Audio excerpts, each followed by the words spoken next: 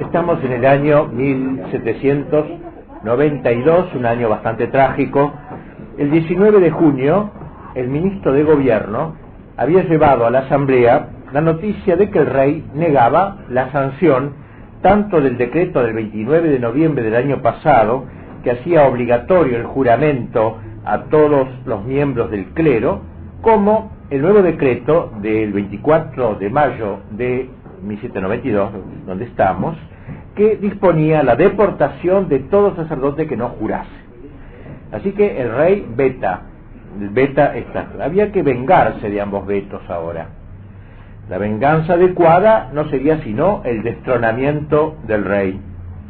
La primera reunión, en orden a ello, se llevó a cabo en una taberna del arrabal de San Antonio, no lejos de la Bastilla, ex Bastilla ya destruida, llamado el Sol de Oro, donde se acordó lanzar un ataque a las Tullerías donde vivía la familia real.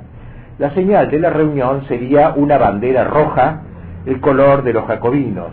La idea era asaltar el palacio, apoderarse del rey y finalmente llevarlo preso. Pero, claro, había que buscar alguna causa que provocase el incendio, y la ocasión se produjo con motivo de que algunos ministros habían sido despedidos por el rey. Los agitadores incitaron al pueblo a exigir al rey que los volviera a llamar. Al pueblo no le interesaba nada, pero había que dar motivo y pábulo. Para ofrecer un marco adecuado, también a este acto se aprovechó una situación.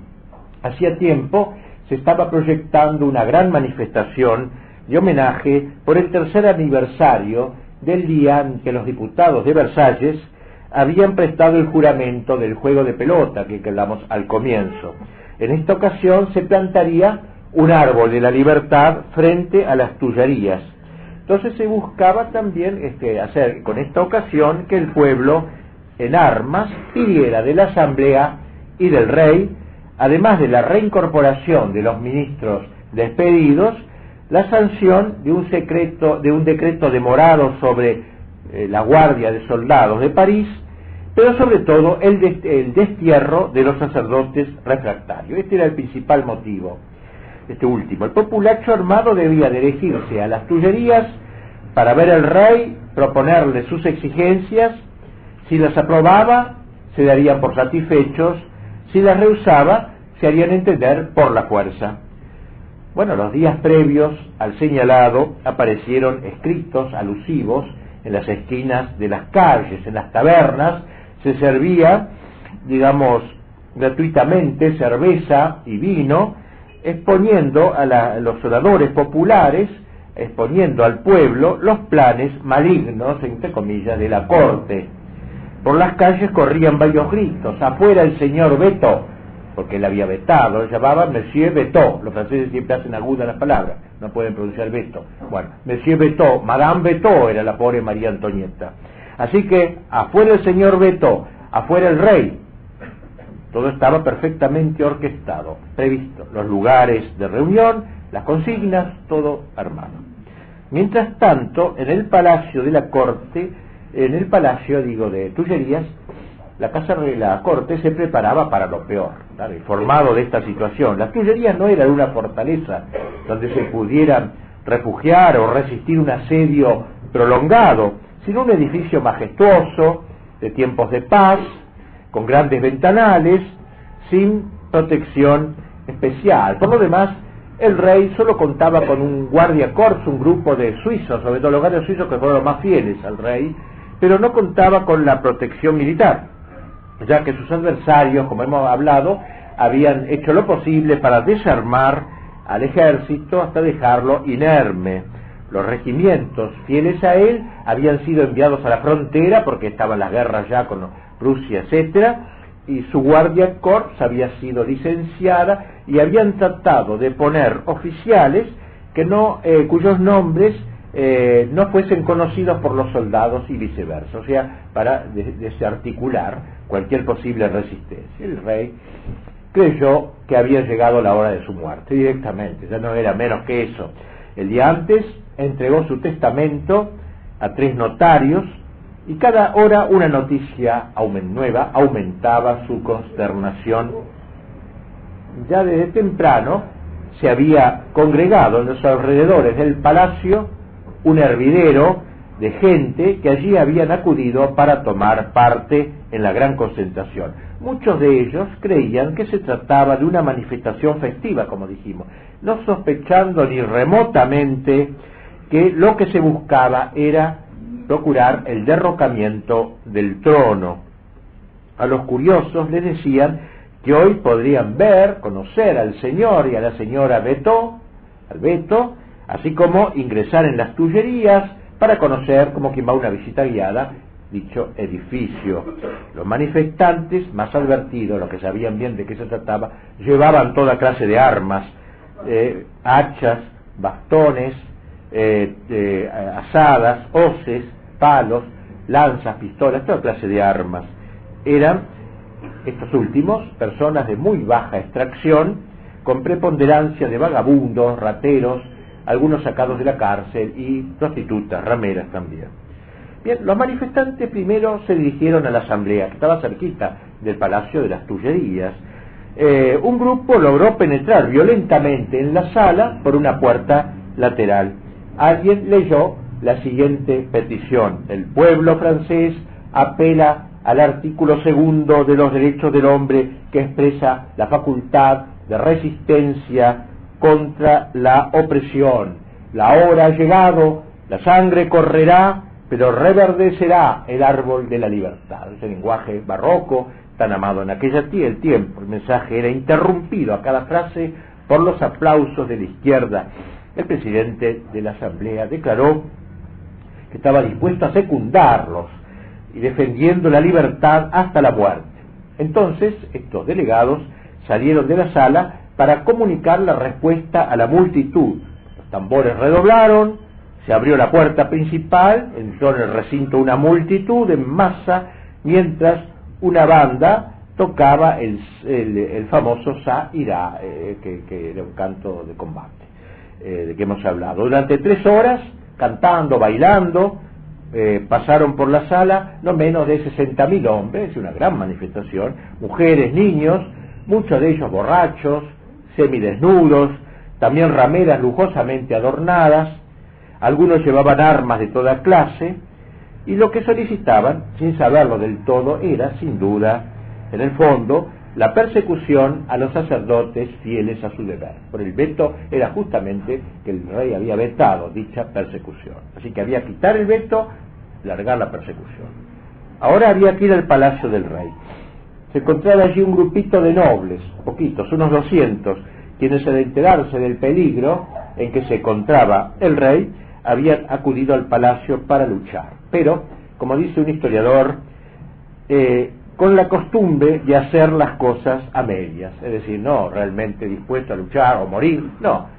Bueno, temiendo el rey que se repitiera lo acontecido en Versalles, rogó a los nobles, por favor, que se retiren de los grandes salones y luego que se retirasen enteramente del palacio.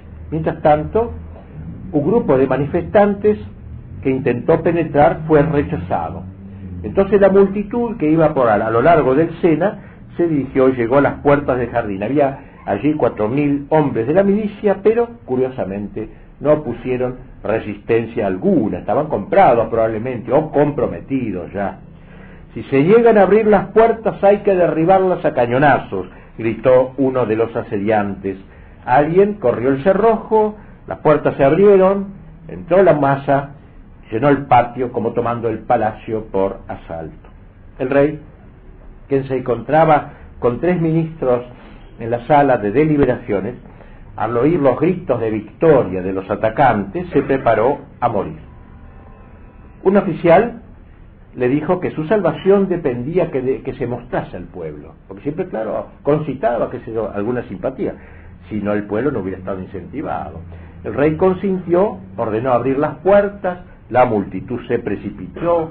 ¿Qué queréis?, gritó el rey, soy vuestro rey, y siempre he sido fiel a la Constitución, como diciendo, no soy enemigo de la revolución. A lo que ellos contestaron, revelando la verdadera razón de la asonada: abajo el veto, ¡A diablo el veto! ¡Al diablo el veto! O sea, ese era el motivo principal. Luego varios se lanzaron contra el rey. El primero que lo hizo se largó con un palo, con una larga hoja de espada en la punta, y lo pudieron parar con dificultad. Tras él se tiró un borracho picado de viruela, profiriendo los más torpes insultos. Y enseguida, en la punta de una vara, le mostraron al rey un gorro frigio, y un hombre se lo puso en la cabeza. La turba aplaudió. La cabeza ungida llevaba ahora el símbolo de la revolución.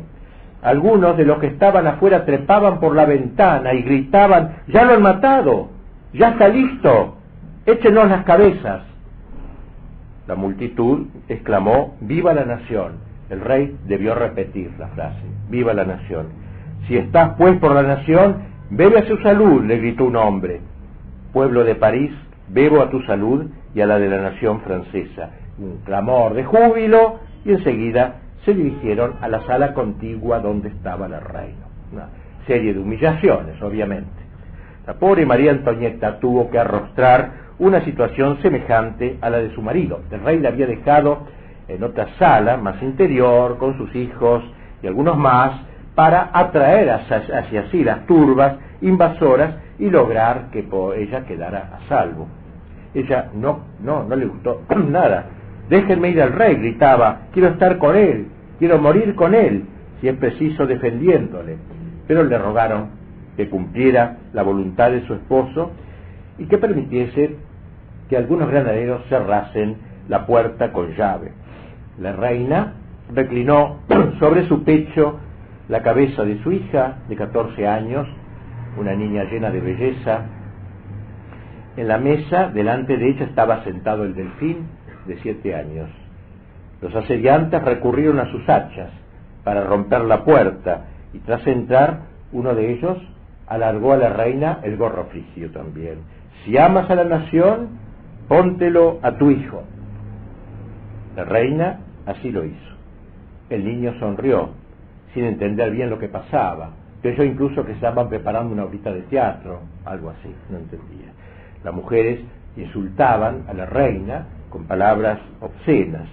Lentamente las salas se fueron vaciando luego de esta, y Luis pudo juntarse con su mujer y sus hijos. Fue un encuentro muy conmovedor. El rey, mirando por casualidad un espejo, advirtió que todavía llevaba en su cabeza el gorro frigio, lo tiró al suelo con asco y dijo a la reina: ah, madame, ¿por qué os saqué de vuestro bello país para haceros tomar parte en la afrenta de una jornada tal? Se ha dicho que a pesar de todas las apariencias, el triunfo fue del rey, se podría decir.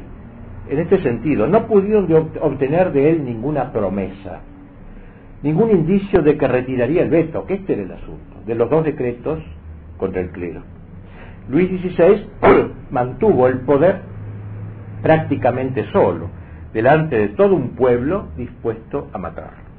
Pero, por otro lado, también el populacho aprendió hasta dónde podía llegar impunemente y que nada tenía que temer de la Guardia Nacional ni menos de la Asamblea.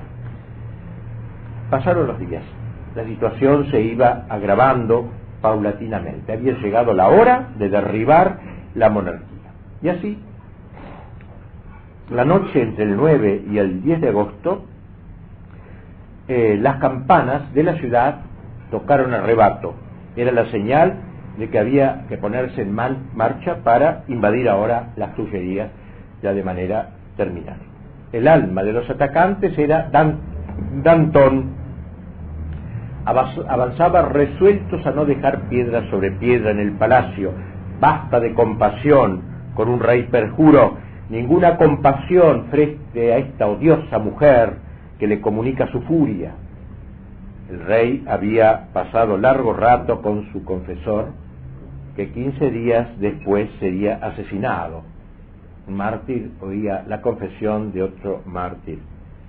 En los ojos de la reina se veían las huellas de tantas lágrimas, lágrimas de esposa y de madre. Se ha dicho que si en esas circunstancias hubiese ella sido el rey, las cosas habrían sucedido de muy diversa manera, No en vano tenía ella el temple heroico de su madre, María Teresa. Pero en el palacio no estaban resueltos a entablar la lucha. Hipólito Taine, filósofo positivista, observa, dice, hace esta observación, dice, entre los gobernantes como entre los gobernados se había desvanecido el concepto de Estado, en unos por la humanidad de que habían hecho un deber, en los otros por la rebelión convertida en derecho. Es decir, en unos, en la autoridad, por una humanidad, entre comillas, o sea, no sangre, nada, no violencia, y en los otros, en cambio, por una rebelión convertida en derecho. A fines del siglo XVIII, en las clases altas y hasta en las medias, se abominaba de la sangre. La suavidad de las costumbres y las fantasías idílicas habían quebrantado la voluntad de luchar. En todas partes olvidaban las autoridades que la conservación de la sociedad y de la cultura es un bien infinitamente superior a la vida de un puñado de criminales y de locos, y que el primer deber de un gobierno es conservar el orden por la fuerza, y que un gendarme no es un filántropo, que si es atacado en su puesto ha de hacer uso de su sable, y que falta contra su deber si por miedo de hacer daño al que lo comete envaina la espada. Bien, esto hoy nos parece, esta era la mentalidad de aquel tiempo, rusoniano, del hombre bueno, etcétera, todo eso, ¿no? Bueno, entre tanto llegó la mañana del día 10 de agosto. Madame Isabel, la hermana del rey, tan virtuosa Elizabeth, llamó la atención de la reina sobre la belleza del amanecer visible desde la ventana. Sería la última vez que le sería posible contemplar ese espectáculo. Pero lo que también pudo ver fue un bosque de picas que se espesaba en las calles contiguas al palacio. Se aconsejó al rey que revistara a sus leales. La reina tomó una pistola del cinto de un oficial, se la puso en la mano a su esposo y le dijo: Sir, ahora es tiempo. Pero el rey no era un soldado. El rey no amaba la violencia, hasta el exceso ya. Solo estaba dispuesto a morir, pero no a defender su vida. Se le veía realmente exhausto, pálido, con los ojos hinchados. Durante toda la noche no había dormido. Comenzó a hacer la revista a los pocos soldados: viva el rey, viva el rey. Yo ya estaba harto del viva el rey, pero miren lo que le hacía los demás. Luego bajó al patio, también lo aplaudieron, pero notó cómo algunos callaban. Finalmente se encaminó hacia el jardín. Allí todo era distinto. Una turba proveniente del arrabal, con armas de todo tipo, gritaba y amenazaba al rey y a la reina. El rey se retiró sin ánimo. Todo está perdido, dijo la reina. El rey no ha mostrado energía alguna. Realmente María Antonieta es el único varón que estaba allí en la corte, podríamos decir. Los guardias suizos, que eran los soldados de más confianza, como dije, habían jurado fidelidad, se colocaron en orden de batalla. Detrás de la verja la gente gritaba: queremos el palacio, abajo el veto, destitución del rey. Uno de los asistentes le dijo a Luis: Su Majestad no tiene ya 5 minutos que perder, no hay seguridad sino en la Asamblea Nacional, es decir, vaya ahora a la Asamblea, ¿no? A la reina no le pareció así, dijo: no, tenemos gente, hay que resistir. Pero y del mismo, pero el rey no, y la misma opinión que la reina sería la de un joven oficial que presenciaba los hechos desde un café de la esquina, que se llamaba José Napoleón Bonaparte. Observando el curso de los acontecimientos, el rey, dice Napoleón en sus memorias, muchos años después escritas, tenía tanta gente para su defensa como la convención el 13 vendimiario. La mayor parte de la Guardia Nacional estaba por el rey, al contrario, los asaltantes eran la más baja canalla. Como diciendo, el rey hubiera podido perfectamente controlar la situación. Al fin, el rey consintió en lo que le pedían los suyos. Vamos, pues, a la asamblea. Ofrezcamos todavía este sacrificio. Él entendía toda su gestión como un gran sacrificio por su patria. Paso al rey y su familia, clamaron. Se dirige a la Asamblea Nacional, que quedaba, como digo, estaba reflexionada cerquita de las Tullerías. Así dejó el rey el palacio para no volver a pisarlo jamás. Justamente, observa un gran historiador, Weiss, alemán, Juan Bautista Weiss, dice que aquí acabó la monarquía francesa. con este acto. En su bondad, escribe este gran historiador, Luis XVI estaba solo dispuesto al sacrificio y no pensaba que sacrificaba también a aquellos que habían acudido a defenderlo. Y nos sacrificaba a todos nosotros que hemos ligado toda esta porquería de la Revolución Francesa. Pero esto te lo digo yo, no Weiss. Y al ceder ante una tropa de canallas, dice Weiss, no solo mataba a su linaje, sino olvidaba su obligación de empuñar la espada contra los criminales. Bien, lo que más le faltó fue autoridad en el preciso momento en que lo acusaban de despotismo. Parece todo una burla, una paradoja total. Barbaroux, que dirigía el levantamiento, afirmaría más adelante: todo aseguraba la victoria de la corte si el rey no hubiera abandonado su puesto, si hubiera montado a caballo y se hubiera mostrado soldado, la mayoría de los batallones se hubiesen declarado por él. Las Tullerías estaban ahora abandonadas. Los guardias suizos pensaron que el rey los había desamparado. Fue entonces cuando las turbas resolvieron entrar. Como los patios eran difíciles de defender, los oficiales dieron la orden de replegarse al interior. La turba ocupó los patios y tomando prisioneros a algunos guardias, los mataron a golpes de masa. Entonces comenzó la lucha, cuando hubo muertos ya, que hizo retroceder y huir a los amotinados. Se asesina a los ciudadanos en las Tullerías, gritaban. Los soldados no habían hecho sino cumplir con su deber, logrando despejar los patios. Si los suizos hubieran tenido un jefe, habrían vencido, diría un día a sus camaradas el joven oficial Bonaparte. Los jefes eran valerosos, pero su orden era solo defender el palacio, y pronto aún esa orden le sería retirada. Mientras tanto, el rey, juntamente con su familia, habían llegado a la asamblea en medio de una multitud adversa.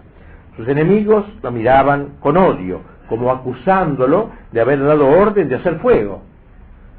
Luego, le digo, Luis XVI se defendió. No, he mandado que no se disparara, dijo.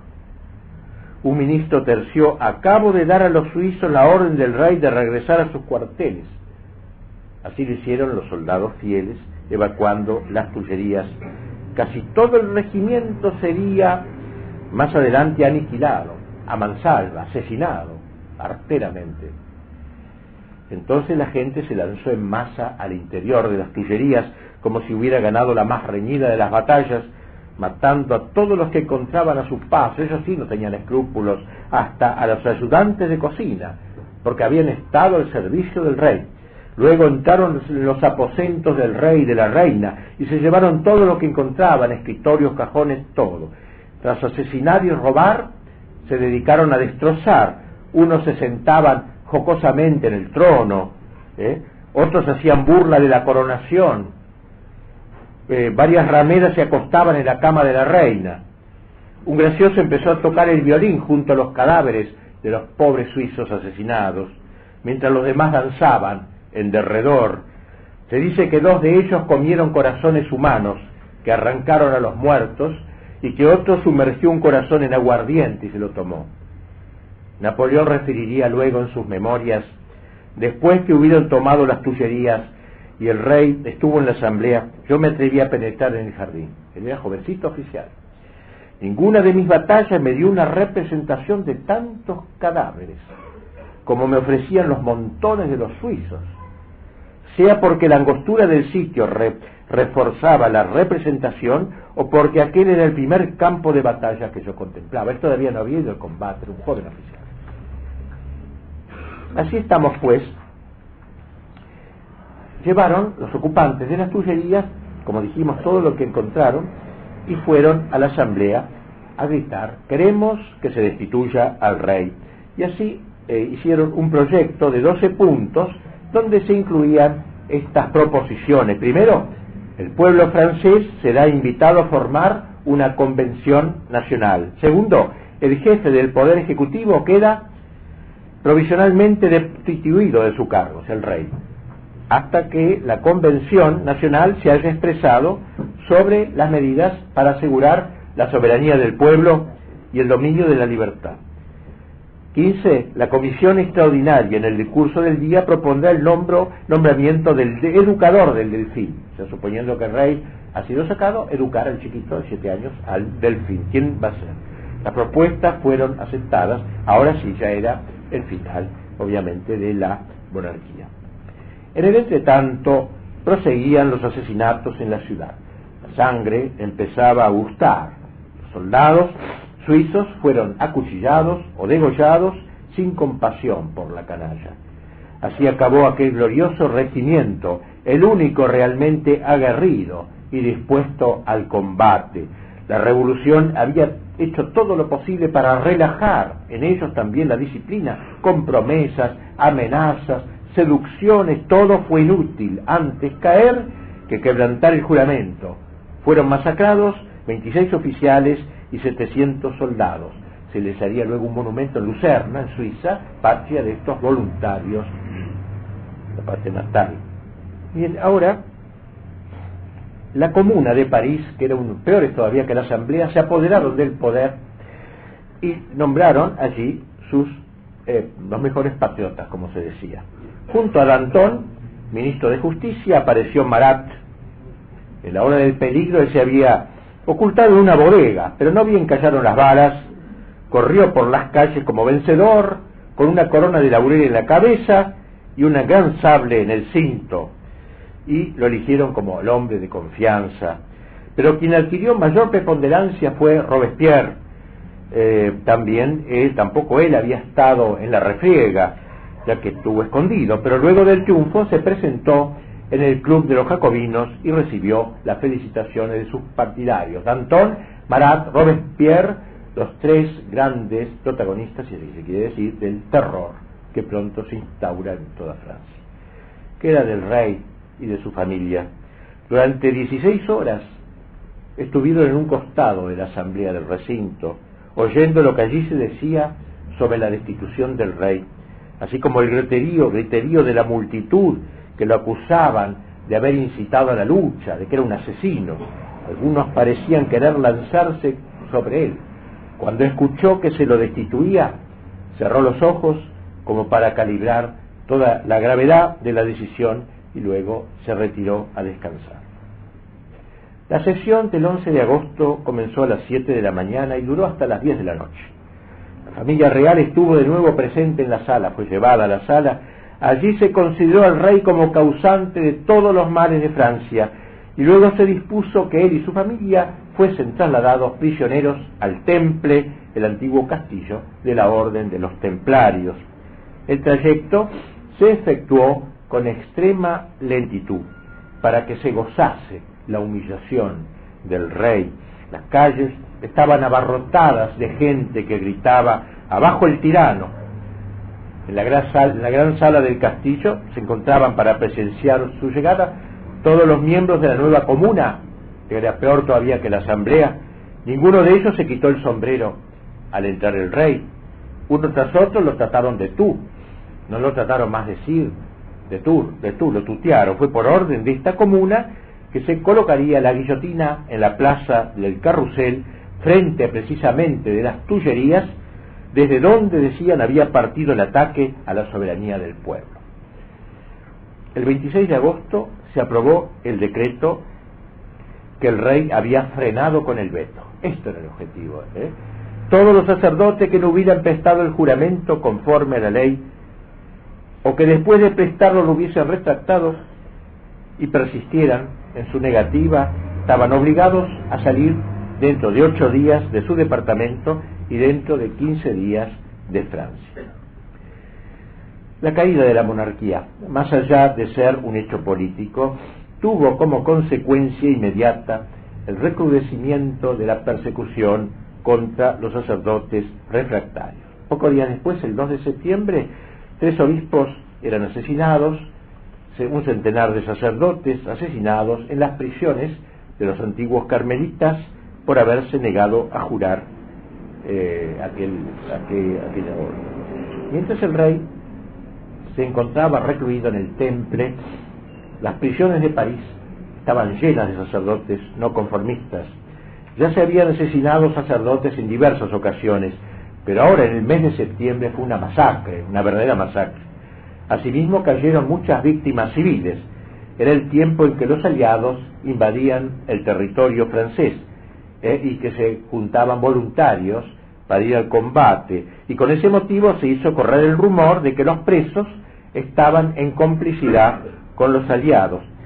Justamente fue el 2 de septiembre cuando inauguró Danton el régimen del terror, que se prolongaría durante todo un mes, pero que luego seguiría más adelante. En la primera etapa del terror, del 2 al 7 de septiembre cayeron unas 12.000 cabezas, 5 días, así eso, la cosa iba rápido. Entre ellos unos 400 sacerdotes y unos 3.000 sospechosos, como se llamaba, a cualquier tipo sobre el cual cayese una duda de que pudiera tener relación con alguno. Pero tengamos algunos casos. El episodio de la princesa Lamballe, era una íntima amiga de María Antonieta, caso horripilante. La princesa acompañaba voluntariamente a la reina en la prisión del Temple, se ofreció, pobre, era tan amiga, era una mujer extraordinaria, joven, llena de belleza. La princesa de Lamballe, escribe su biógrafo, es después de Madame Isabel, la hermana del rey, la más gloriosa y pura entre las víctimas radiantes que acompañaron a María Antonieta con la palma del martirio en la mano. Era modelo del amor filial, de virtud conjugal y de lealtad heroica. Murió por su familia, murió porque no quiso abandonar a la reina ni maldecir al rey. ¿Quién eres?, le preguntó el verdugo. María Luisa, príncipe de Saboya, princesa de Saboya. ¿Tu empleo? Camarera mayor de la reina. ¿Tuviste conocimiento de la conjuración de la corte el 10 de agosto? No sé que el 10 de agosto haya habido conjuración alguna. ¿Jamás odiaste al rey? Jamás.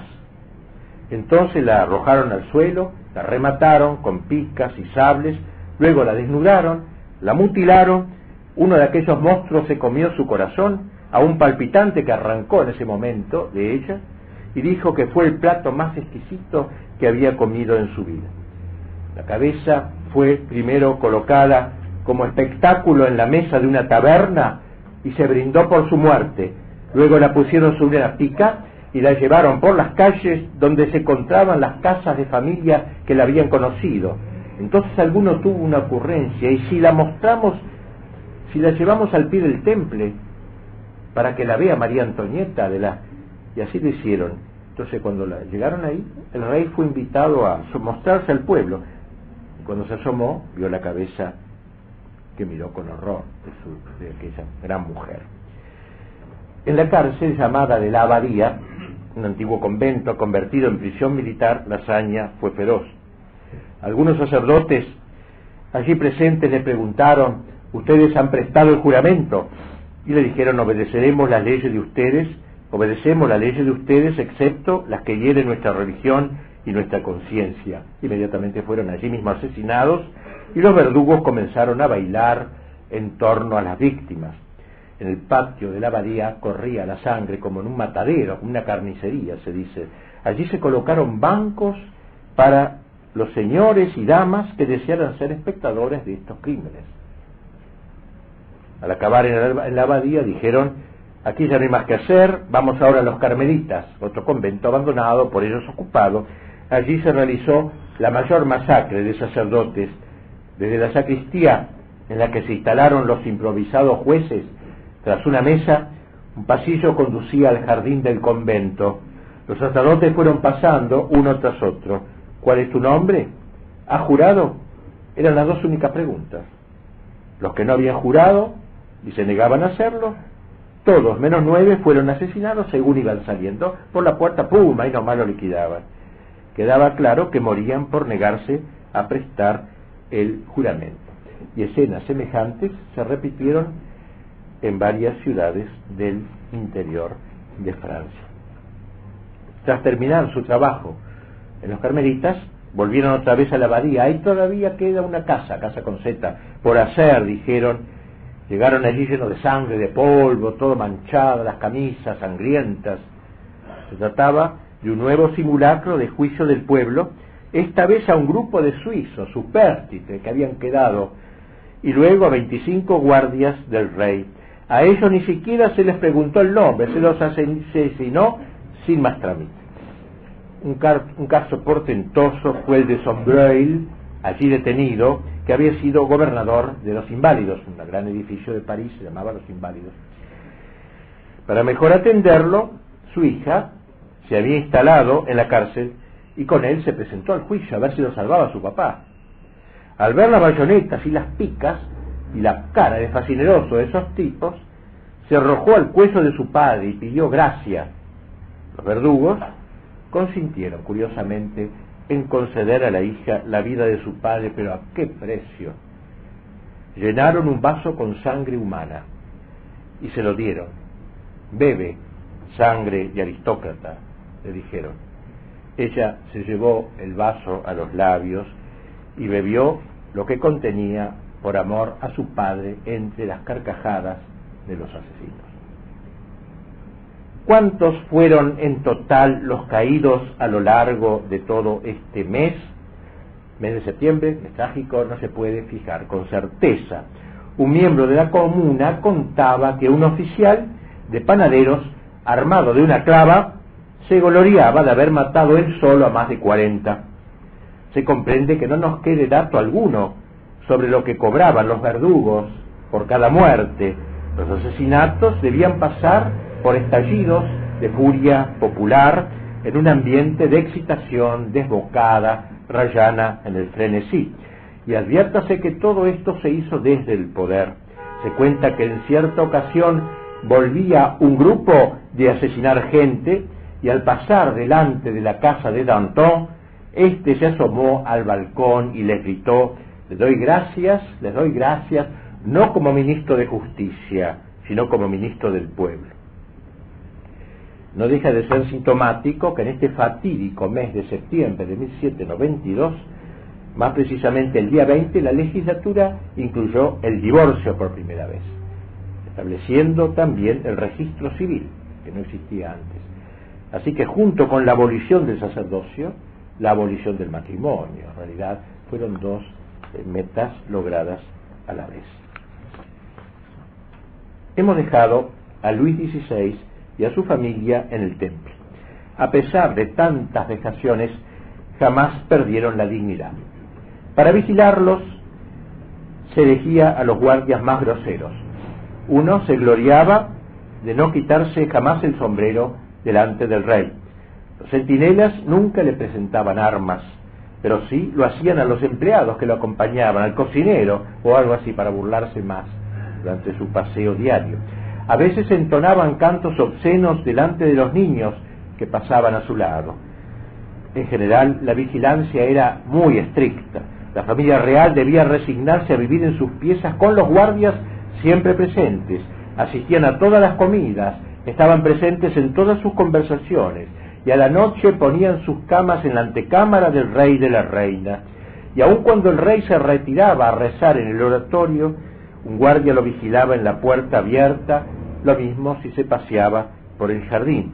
Y en las paredes y puertas habían escrito insultos y amenazas de muerte. A la hija y al niño trataban de hacerle la vida lo más cruel. El rey se mantenía impertérrito sin protestar. Yo me humillaría, dijo un día al guardia, si pareciese sensible a la manera como me tratan. Uno de los guardianes escribió cierto día en la puerta del aposento del rey: la guillotina es permanente y espera al tirano Luis XVI. El peor era el portero, un tal Roger, una figura horrenda, de ojos torvos, siempre con el sable a la cintura. Se divertía echándole el humo del cigarrillo al rostro de los príncipes. Los únicos cordiales eran algunos vecinos de la fortaleza que vivían afuera, y que desde afuera lograban tirarle flores por encima de los muros que daban al jardín. El rey dedicaba un buen rato de su tiempo a instruir al delfín, al chiquito. Él creía ingenuamente que volvería a la realeza y que su hijito sería un rey. Así que le empezó a enseñar, parecido como su padre le había enseñado, los principios de gobierno. Recuerden ustedes que Luis se había convertido en 1791, el año anterior. Convertido en el sentido, había entendido por fin lo que eran las luces, la revolución, sus debilidades, todo eso parecía. Ahora mostraba la serenidad de su compromiso, dedicando mucho tiempo a la oración. Prácticamente 2 horas por la mañana oraba, y 2 por la tarde, muchísimo. Al levantarse leía el breviario, y también el oficio de los Caballeros del Espíritu Santo, una orden fundada por un antiguo rey de Francia, de la que él era el gran maestro. Gran influjo ejerció sobre el rey su hermana Isabel, Madame Elisabeth, que nombramos varias veces, quien quiso acompañarlo en el Temple. Ingresó allí cuando ella tenía 28 años. Un tiempo atrás hubiera podido irse al extranjero, sus tías se habían ido, ella hubiera podido irse sin problema, pero prefirió no separarse de su hermano. Sin duda que su presencia ha de haber influido muchísimo en la conversión del rey. Me refiero no conversión al catolicismo, ya lo era, una vida fervorosa. En su último arrepentimiento, sobre todo, por haber aprobado la Constitución Civil, y en su negativa a sancionar los decretos de la persecución de los sacerdotes. El 21 de septiembre, un empleado municipal, acompañado de gendarmes y una multitud vocinglera, se puso al pie de la torre y desde allí leyó a los gritos el decreto de la supresión de la monarquía y el establecimiento de la república. Qué manera, ¿no? Desde fuera a los gritos. El monarca, el rostro del rey, que en esos momentos estaba leyendo en el jardín, no se inmutó. Días más adelante le comunicaron el acuerdo de la convención para quitarle todas las condecoraciones y órdenes que tenía en su poder, incluido el toisón de oro. El 29 de septiembre, 6 empleados entraron en el cuarto donde estaba la familia real. Uno de ellos leyó la decisión del Consejo Comunal de quitarles el papel, la tinta, plumas, lápices y hasta los papeles escritos que tuvieran en los bolsillos, en sus cuartos y en los del personal. Un rato después volvieron para comunicar al rey otro mandato de la comuna que disponía su traslado a la gran torre que estaba en la otra parte del castillo, separándolo así de su familia. Esto último sí que les dolió a todos. Yo seguía al rey a su nueva cárcel, contaría un servidor fiel luego. Su aposento todavía no estaba dispuesto, solo había en él una cama, pero ningún mueble, el hedor era intolerable. Gustaban los guardias hacerle toda clase de burlas. Él las soportaba con una entereza digna de todo encomio. Yo no soy más que un hombre paciente, confesó en cierta ocasión. El rey ha desaparecido. Y volviéndose hacia el Delfín, continuó: los reyes son a menudo sacudidos por el vendamal como los árboles altos y a menudo azotados por la tormenta. Al ver que la reina no podía contener las lágrimas, le dijo: nuestros ojos no se nos han dado para llorar nuestra propia infelicidad, sino para mirar al cielo, de donde fluye la fuente de todo consuelo y desde donde podemos solamente esperar esto. Su conciencia estaba tranquila. Oh, no son las crueldades que me echan en cara, decía, lo que me duele, sino el ver tan preocupado contra mí a un pueblo que siempre amé. Me echan en cara que no quise reconocer los obispos constitucionales, pero ¿cómo se puede exigir que el rey cristianísimo aprecie intrusos cuando hasta los emperadores paganos lo despreciaban y en la historia de la Iglesia no son contados entre los sucesores de los apóstoles? Los carceleros se ensañaban también con el niño. Fíjate, le dijo un día el albañil al Delfín, la libertad nos ha hecho a todos libres e iguales. A lo que el niño contestó, no sin agudeza, 7 años, iguales, ya podrá ser, pero aquí no es el lugar para poderme convencer de que nos ha hecho a todos libres. Como los empleados veían que la reina mostraba tanto cariño por su hijo y procuraba aliviarle sus desgracias con caricias y con besos, resolvieron en un acto de extrema crueldad separarla del Delfín, entregándosela al rey sin siquiera avisarle a la madre. Asimismo, la hija del rey, que sobreviviría, la única que va a sobrevivir, relataría: un día trajeron a mi padre un periódico y le dijeron que había en él algo importante. Realmente se hallaba en él la abominable proposición de que se pondría la cabeza del rey como bala de un cañón. Su tranquilo silencio, lleno de desprecio, les privó del gozo con que habían llevado aquel infernal escrito. Mientras tanto, los jacobinos urgían el proceso. Veamos, veremos ya prontito esta primera conferencia, sigamos la deliberación compendiando, digamos, una crónica muy larga que cuando salga el libro a fin de año podrán leer con más detalle, aquí no tengo tiempo. Más de 150 de los llamados jueces habían dado a conocer su opinión antes de haber leído las actas y las pruebas, como pasa acá, porque parece no es demasiado raro. Algunos, pocos por cierto, tuvieron el coraje de pronunciarse en favor del rey, como por ejemplo Jacques Chevalier, diputado de la Sarthe, que dijo: yo he jurado fidelidad al rey, no puedo ser perjuro, se me ha obligado a hacer el juramento que yo dije, juro ser fiel a la nación, a la ley y al rey. Se me ha obligado a repetir este juramento 3 veces, he jurado, me mantengo. Pero esto era una excepción, la mayor parte se pronunció en contra. Entre otros, Saint-Just, que moría también poquito tiempo después en la guillotina, pero por el momento estaba arriba. Un día se asombrarán los hombres, dijo, de que a Luis lo hayamos juzgado como a un ciudadano. En el tiempo del César estaban mucho más adelantados. El tirano fue sacrificado en pleno Senado, sin otras formalidades que 22 puñaladas. Hoy, al contrario, se forma con gran respeto el proceso a un hombre que era el asesino de su pueblo. El argumento de que la persona del rey era inviolable, invocado por un diputado de la Vendée, a ese argumento Saint-Just opuso el principio de la inviolabilidad de la voluntad general. Solo ella era inviolable, y no porque en ella reside la soberanía y no en el rey, y por tanto la inviolabilidad. Fouché, otro de los canallas que allí estaba, trató de que se perdonase al rey, pero sin estar dispuesto a perder por ello su popularidad como hombre liberal. Dijo: ha merecido más que la muerte. La eterna justicia condena a los tiranos derribados al largo tormento de vivir en medio de un pueblo libre. Por tanto, dejemos vivir a este delincuente que fue rey. Nosotros diremos a los pueblos: miren a este antropófago que hacía un juego de devorarnos. Esto era un rey. Cuando el 22 de septiembre se recordó el restablecimiento de la República, así habló Gregoire, el obispo apóstata: en verdad, ninguno de vosotros pretenderá conservar en Francia la funesta institución de la realeza. Pido que mediante una ley solemne consagremos su abolición. ¿Para qué discutir?